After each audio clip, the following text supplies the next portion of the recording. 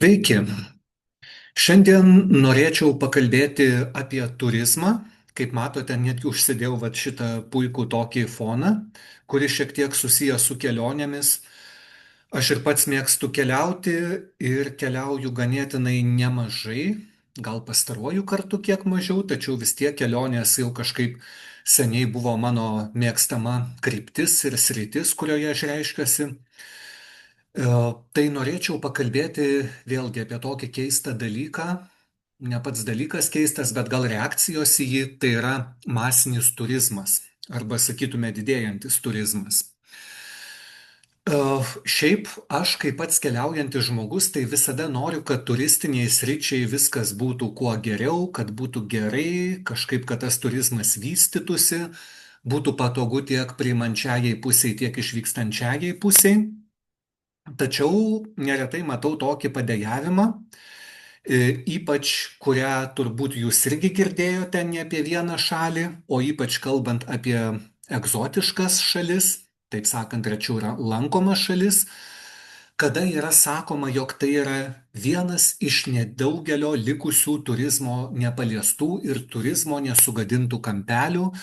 Tačiau jis ilgai toks neišliks, važiuokite dabar pat, nes po metų ar kelių, suprask, rupūžės turistai atras šį paskutinį kampelį, nudergs jį ir jis virs dar viena Turkija ar Baliu.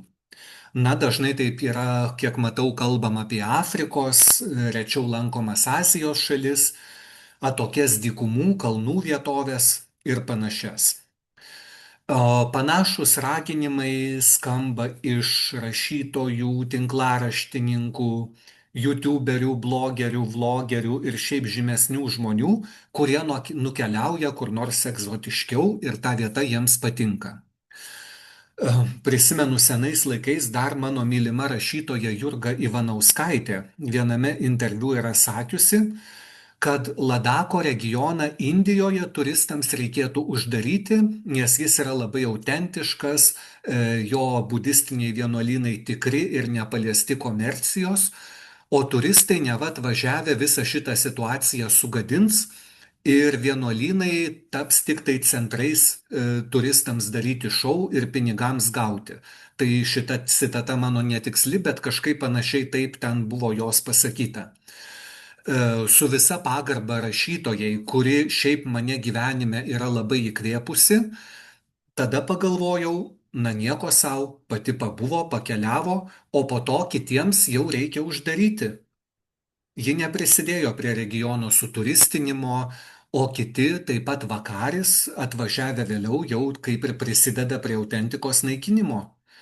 Na, po to turiu pasakyti, keletą kartų vykau į Ladaką. Turistų, žinoma, jame dabar yra daugiau negu seniau, viešbučių tikrai gausiau pastatyta, ypač negu Jurgos Ivanauskaitės laikais, tačiau nei Disneylandas, nei Pataja iš Ladako nepasidarė. Ir dėl gamtinių sąlygų, dėl aukštikalnių tikrai nepasidarys. Na tai panašus tokie paburbėjimai yra gana dažni, jų pagrindinė mintis, na taip susidaro man toks įspūdis, kad aš geras, aš pabuvau kraštui nieko, bet kai kiti atvažiuos, tai viską nusiaups ir kultūrą sunaikins. Na ir visokiuose TripAdvisoriuose taip pat labai vertinamos gamtinės vietos, vienuolynai, restoranai, kurie yra neturistiniai.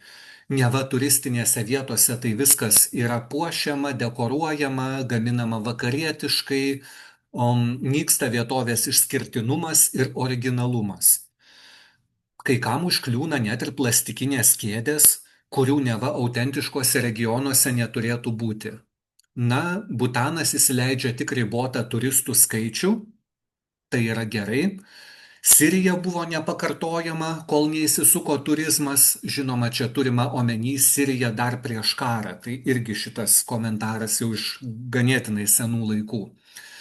Net apie Šiaurės Koreją esu girdėjęs raginimą vykti dabar, nes net ir ji keičiasi ir po metų kelių jau bus visiškai kitokia, o tai suprask didelis nuostolis mums, nes mes labiau galvojame apie savo nuotykius ir įdomumą, nei apie tai, kaip ten gyvenantys žmonės jaučiasi.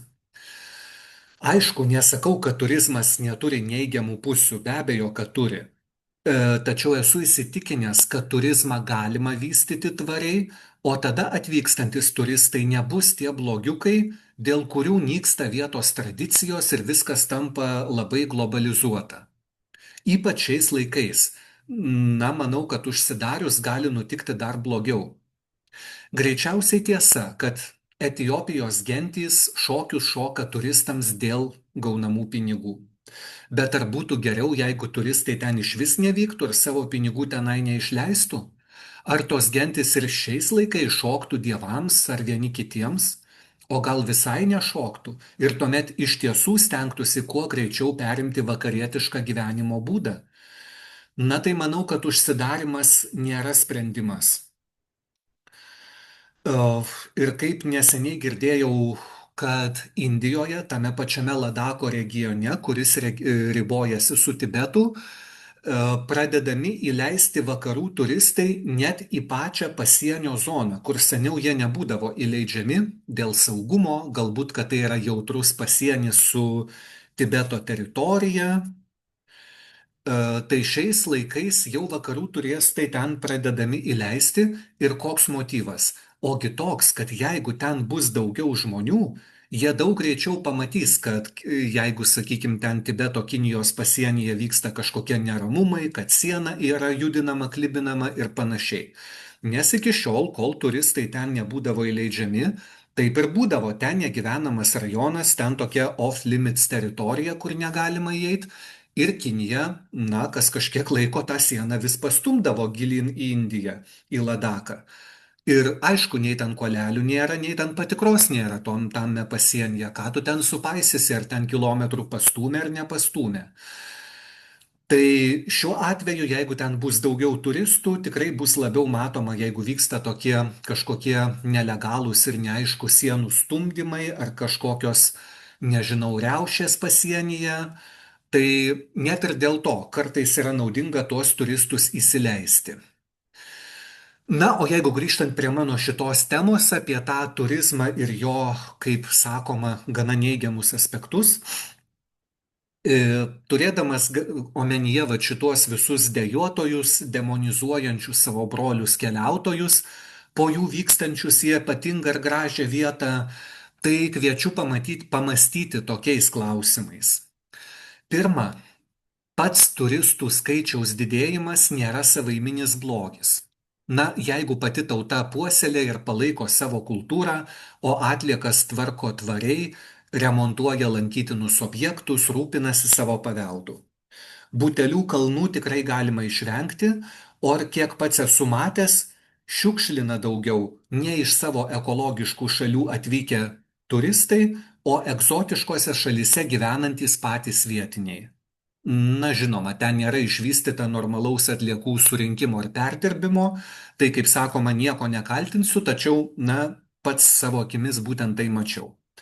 Na, o dėl globalizacijos gal nieko tokio, jeigu visur pasaulyje rasime Coca-Colos savo streikuojančiams skrandžiams pataisyti.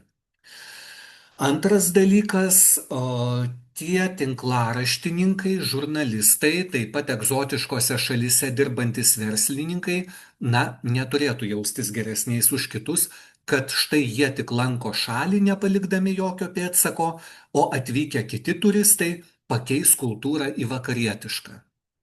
Neva jų laikais kėdės buvo iš palmių lapų plaušų, o dabar plastikinės. O jei turistai nevyktų į tą šalį, tai metams bėgant kėdės restoranuose netaptų plastikinės. Kodėl plastikinė kėdė Lietuvoje ar Prancūzijoje yra normalu, o Butane siaubas? Na tai tokiu būdu jie prieštarauja patys savo, sakydami, kad esą turizmas naikina vietinę kultūrą, sakykim, tas didesnis turizmas. Tačiau tuo pačiu kartu kviečia atvykti į šalį kuo greičiau, kol ji dar nuo to paties blogojo turizmo nepasikeitė. Na, prieštaravimas toksai.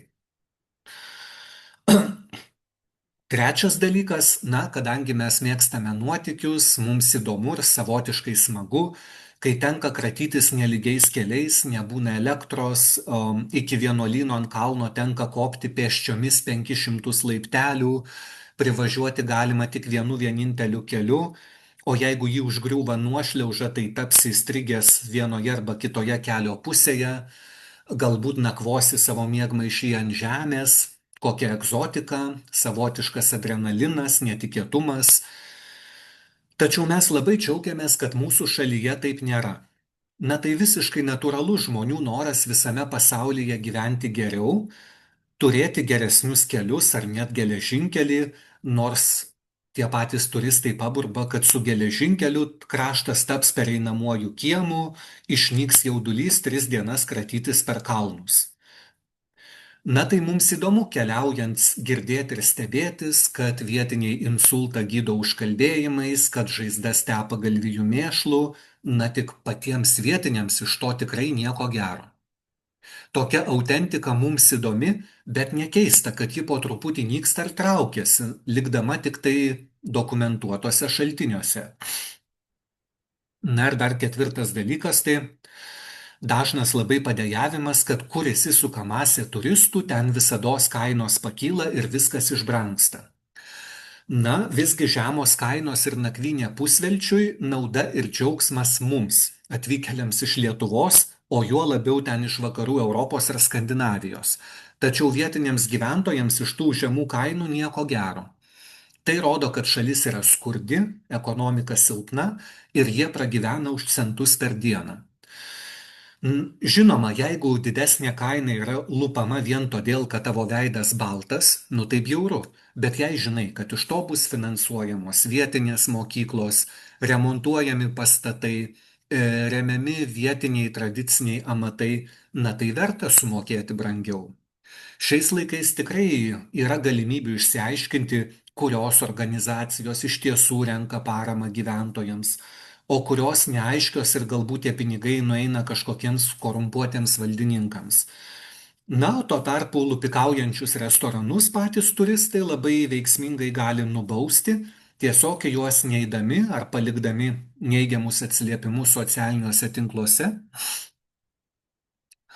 Na tai va, tai šiais tokiais pamastymais ir kviečiu liautis kelti save virš visų, sakant, kad aš tai jau keliauju dorai ir paprastai, o kiti tai jau nutūps visas prieigas, dėl jų visur sustatys vienodus Hiltonus ir McDonald's, o dėl manęs tai ne. Na tai sutik, kad ne pats turistų kiekis keičia aplinką, o greičiau valdžios požiūris į šį klausimą ir kaip su tuo yra tvarkomasi. Arba jeigu jau reikia kažką uždaryti turizmui, na tai vėlgi tada, kaip sakoma, tiem visiems blogeriams sakyčiau, tada būk malonus, nesijaus geresnių už kitus, nevažiuok tenai ir pats, ir savo video epizodais ar straipsniais nekvies kitų pamatyti autentikos, kurią neva reikia saugoti būtent nelankimu ir nevažiavimu. Na tai va, tai mano tokios mintis apie tai, o ką manote jūs? Ar girdėjote tokių panašių paburblenimų, dėl kurių pasijutote kalti kur nors apsilankę? Na, tai tuomet atsisveikinu su šiuo epizodu ir tada iki kitų susitikimų.